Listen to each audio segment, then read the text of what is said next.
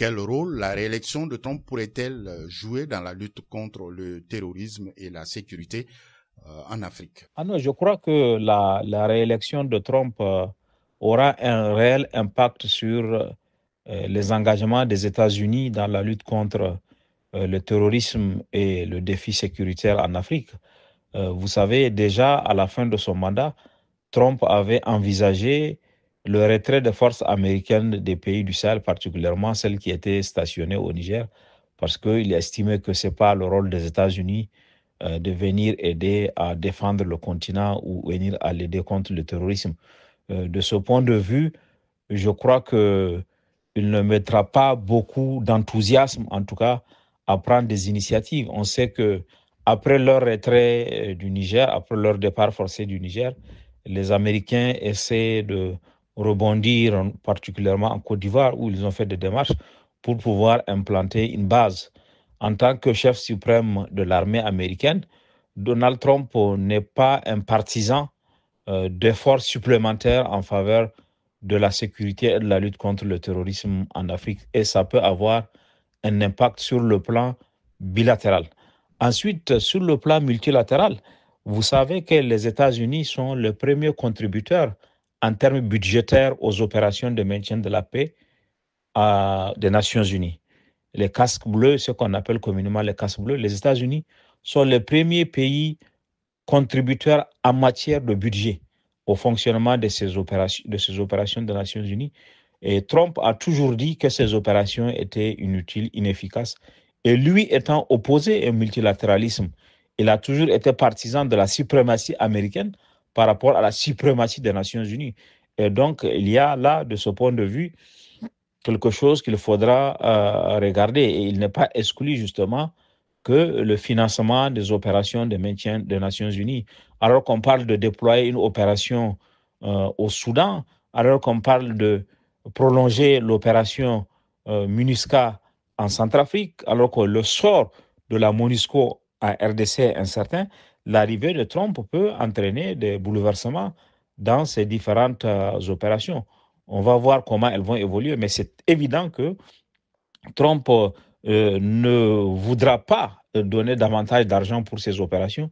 Il voudra même en diminuer, parce que ça a été toujours son approche, disant que les Nations Unies ne sont pas très utiles, à fortiori les opérations qu'elles peuvent entreprendre. De ce point de vue, il y a donc un impact sur le plan de la coopération multilatérale et un impact sur le plan de la coopération bilatérale aussi, puisque les États-Unis vont être moins engagés au Sahel, vont être moins engagés aussi dans d'autres parties du continent pour lutter contre le terrorisme à la faveur de l'arrivée de Donald Trump à la Maison-Blanche. Enfin, Trump pourrait-il chercher à renforcer la concurrence avec la Chine en Afrique, et que serait l'impact pour les pays africains? Alors, c'est clair que pour Trump, le concurrent des États-Unis, ce n'est pas la Russie. Lui-même a souvent eu des relations amicales avec le président, le pouvoir de Poutine. On a même soupçonné la Russie d'avoir fait de l'ingérence pour sa première élection. Il est évident que en Afrique, lui, son principal adversaire, son principal concurrent ne sera pas la Russie, bien que la Russie ait avancé des pions, particulièrement dans le contexte du Sahel. Donald Trump voudra surtout contrer les ambitions de la Chine. Mais je crois que pour lui, l'Afrique, la rivalité avec la Chine, c'est pas en Afrique, c'est surtout en Asie. Parce que, comme on sait, pour les États-Unis, l'Afrique ne présente pas beaucoup d'enjeux sur le plan sécuritaire ou même sur le plan économique, sur le plan des échanges. Donc, je ne pense pas qu'il va vouloir compétir avec la Chine point par point en Afrique. Il essayera sans doute de contrecarrer l'influence diplomatique, mais je ne le vois pas lancer une concurrence avec les États-Unis, entre les États-Unis et la Chine en Afrique pour la conquête des marchés ou pour la conquête des matières premières. Vous savez, la Chine, pour ses besoins en matières premières s'approvisionnent en Afrique, mais les États-Unis ont une influence notamment sur les monarchies du Golfe où elles peuvent trouver un certain nombre de produits et pas dans beaucoup de pays.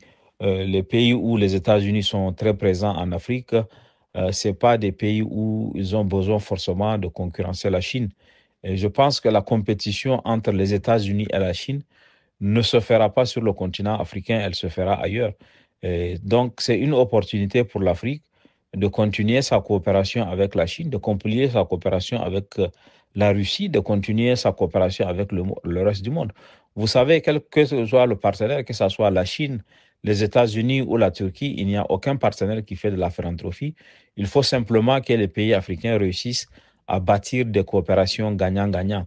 Bon, la coopération avec l'Occident, il faut dire les choses telles qu'elles sont, n'a pas toujours été gagnant-gagnant. Maintenant que un nouveau contexte s'est créé en Afrique avec une compétition, avec un terrain où tout le monde veut y venir, un terrain où il y a plus de compétiteurs, où il y a plus de précarés, où il y a plus de chasse gardée. À mon avis, c'est une bonne opportunité pour l'Afrique de profiter pour